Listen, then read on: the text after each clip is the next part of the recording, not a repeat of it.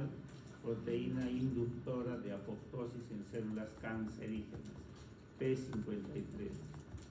Y ya sabemos, activa el BAC, baja la mitocondria, citocromo C, apoptosis. Eso es lo que normalmente sucede cuando una célula degenera en cáncer para que no se dé cáncer, ¿sí? Pero la célula cuando ha degenerado en cáncer se defiende, quiere seguir viviendo y se da la enfermedad del cáncer como tal. Esa célula expresa genes que van a codificar más para producir la proteína antiapoptósica que es el BCL2. BCL2 que antagoniza la mitocondria y que te antagoniza al P53. La enfermedad del cáncer como tal, hay un predominio de BCL2 sobre el P53, ¿sí?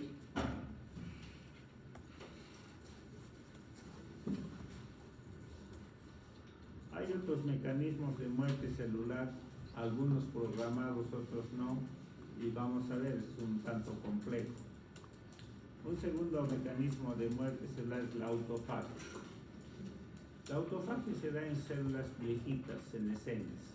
Hay una degradación de las organelas, de las proteínas, ¿ya? Y entonces, los lisosomas de esas células van a formarle vesículas, el autofagoforo. Y entonces va a dar lugar a que los lisosomas van a iniciar un proceso por el cual ustedes saben, al final de cuentas, los lisosomas tienen enzimas que degradan.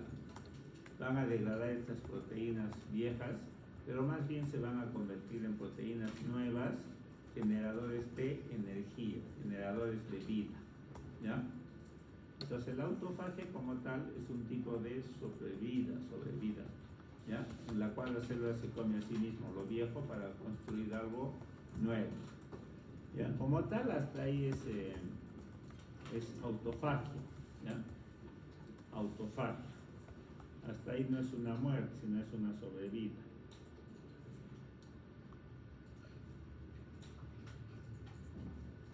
Ahora, sí, pero esto tiene que ser algo limitado. Si no se consigue disminuir este daño, sigue el daño, se forman muchas proteínas viejas y entonces al final de cuentas se va a producir lo que se llama muerte celular programada tipo 2, ¿sí? Muerte celular programada tipo 2. El mecanismo, fíjense, hasta ahora no se conoce muy bien cómo es que la célula de autofagia va a entrar en una muerte celular programada tipo 2, pero lo más que dicen los investigadores es que al mismo tiempo que se hacían los lisosomas para dar vida a la célula, al mismo tiempo se pueden activar las caspasas, ¿sí? Y las caspasas, sabemos, llevan a muerte celular programada, ¿sí? Un programa de caspasas y se llamaría tipo 2.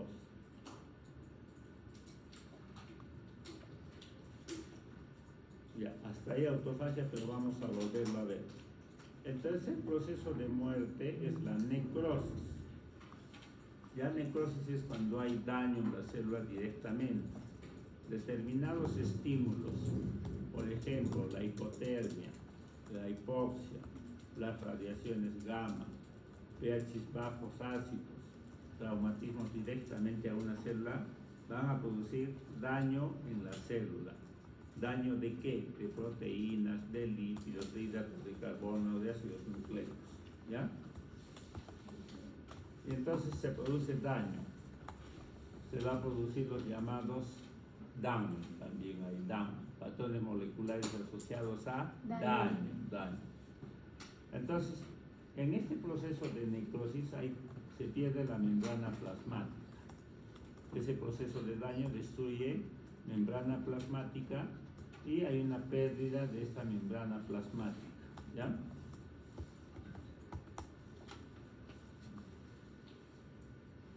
Entrada de agua, electrolitos, hinchazón, y en esta muerte por necrosis va a haber destrucción de la célula, formación de los DAN y va a haber un proceso inflamatorio. Ahí se va a dar todo un proceso inflamatorio. Los DAN, ustedes saben, activan determinados receptores toll-like para que se produzca una respuesta inmunitaria. Los DAN. No voy a entrar en el detalle, eso ya lo toqué antes. La cuestión es que en la necrosis hay inflamación, pérdida de la membrana plasmática. Y todos esos insultos pueden llevar a necrosis. La necrosis no es apoptosis, ¿sí? Muerte por inflamación. Ya, pero hay una muerte celular programada por necrosis. O sea, una vez que se da la necrosis como tal, después se puede suceder la necroptosis. ¿Ya? Hay ciertas condiciones en células tumorales, daños al DNA, células infectadas por virus, etcétera, algunas de estas condiciones que hacen que se dé la necroptosis. ¿Ya? Como tal acá se tiene que producir la muerte celular programada por Fas ligando, Fas receptor, expresión de estas dos proteínas que intervienen en apoptosis. ¿Ya? Ahora, esta unión no hace que se active el Fas receptor, que se active el complejo inductor de apoptosis. Al final, activación de interleucin 8, no, está bloqueada esta vía. No interviene la apoptosis mediada por caspase, ¿ya? Pero más bien sí va a intervenir, producto de esta interacción, esta proteína, el RIP.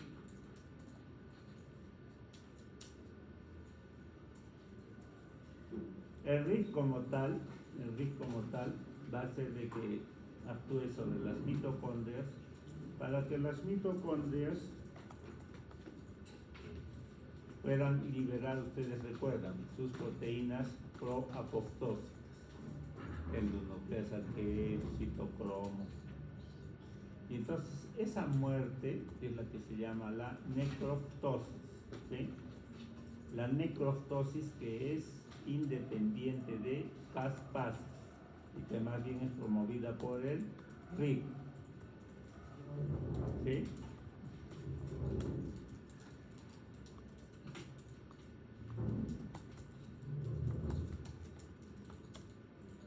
Entonces eso se va a dar en la necroptosis. Hay un proceso inflamatorio y después hay expresiones de Fas ligando, Fas receptor, el RIP, necroptosis, pero esta célula pues tiene todo un conjunto de elementos de daño y que en la cual la mitocondria, en ese producto de daño se puede activar fosfolipasa 2, quien al actuar sobre la mitocondria hace liberar de sus radicales libres de oxígeno. ¿Quién me dice cuáles son? Levánteme la mano. Radicales libres de oxígeno producidas por la mitocondria. A ver, hijita. Óxido nítrico o hiperóxido H. Anión, superóxido y peróxido de hidrógeno. Entonces, y eso produce daño directamente, mata, necrosis, inflamación. ¿Ya?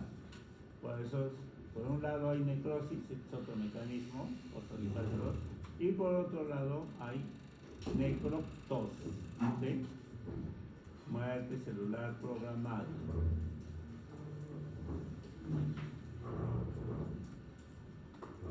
Bueno, eso es lo que la mitocondria liberaba, ¿no? Endonucleasa G, citocromo C, el factor inductor de apoptosis, la proteína SMART diablo, y todo esto no hacían otra cosa que producir apoptosis.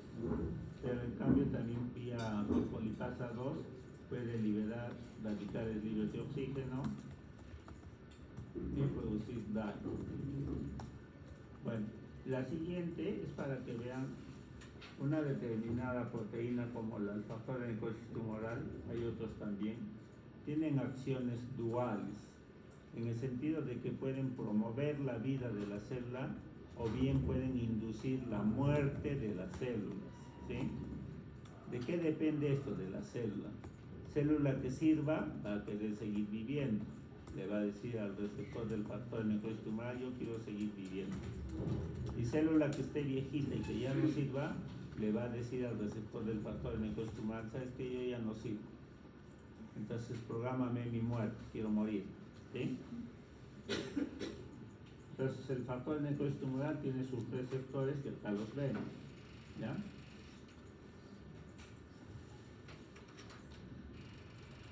Estos receptores pueden promover la sobrevida. La interacción factor necrosis tumoral receptor va a conllevar a que se activen vías de señalización y después los factores de transcripción pro vida. El factor nuclear kappa beta, que es el principal factor de transcripción expresado en células inmunes. Su activación promueve vida, va sobre genes, hace producir proteínas, eso es vida. Pero las proteínas que hace producir el NF-κB son dañinas, citocinas proinflamatorias, ¿sí? Son dañinas para la célula, pero son malas para los microorganismos. Ahora, la interacción con su receptor puede hacer de que se activen un complejo 1, un complejo 2 y al final apoptosis, ¿no? El factor necrosis tumoral también puede producir apoptosis vía ligando dado por el factor necrosis tumoral, vía receptor dado por el receptor del factor de necrosis tumoral. Y ya vimos que el factor de necrosis tumoral puede producir a través del RIP necroptosis. Diferentes comportamientos de esta interleucina ante una célula, ¿sí?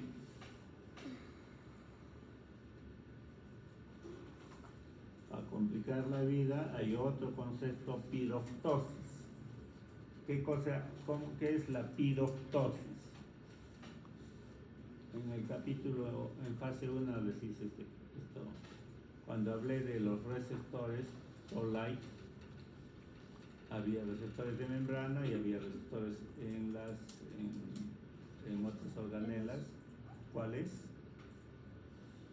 En los humos. Ya no dividen, ya no me acuerdo. Y entonces había receptores de membrana y había receptores en el citosol, y en el citosol habían los NOT-like. El NOT-like NLRP3, NLPR3 es ese, ¿ya? Constituían un inflamasome.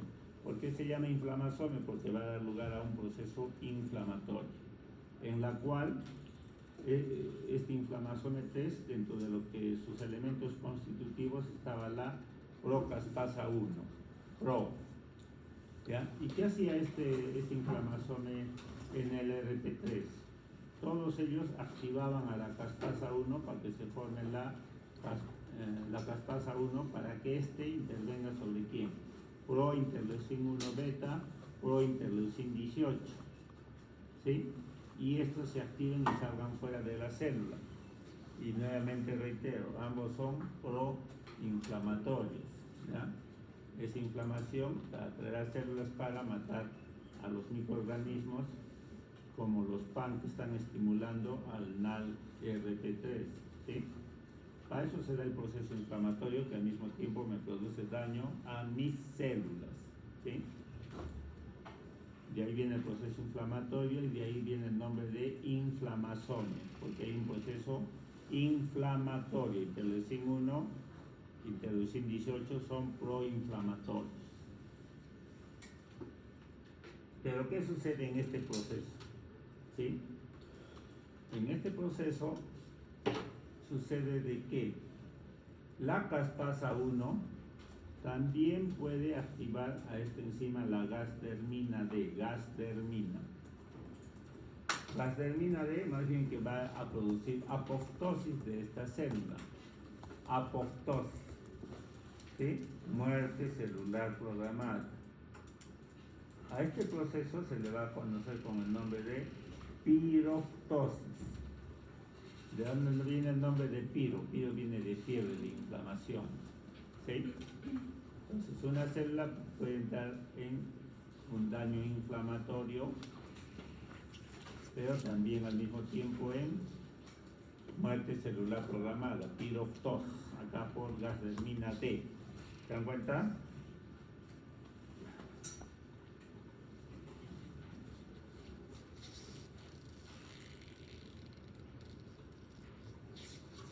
Y hay otro concepto más que complica la vida, la ferroptosis, en la cual hay un exceso en la ingesta, en la producción de fierro. Y el fierro se acumula en las células, ¿ya? Y entonces ese exceso de fierro en las células, el fierro propicia mucho la formación excesiva de radicales libres de oxígeno, porque interacciona, por ejemplo, con el peróxido de hidrógeno para formar más ácidos, para formar especies reactivas de oxígeno, y estos actúan sobre los ácidos grasos de membrana, ¿ya? Ácidos grasos de membrana que se llaman ácidos grasos poliinsaturados, que se les conoce como los PUFAs, ácidos grasos poliinsaturados, omega 6, omega 9. Ya, y entonces se van a formar los llamados peróxidos lipídicos, ¿sí? Peróxidos lipídicos, que son los que van a producir al final la ferroptosis.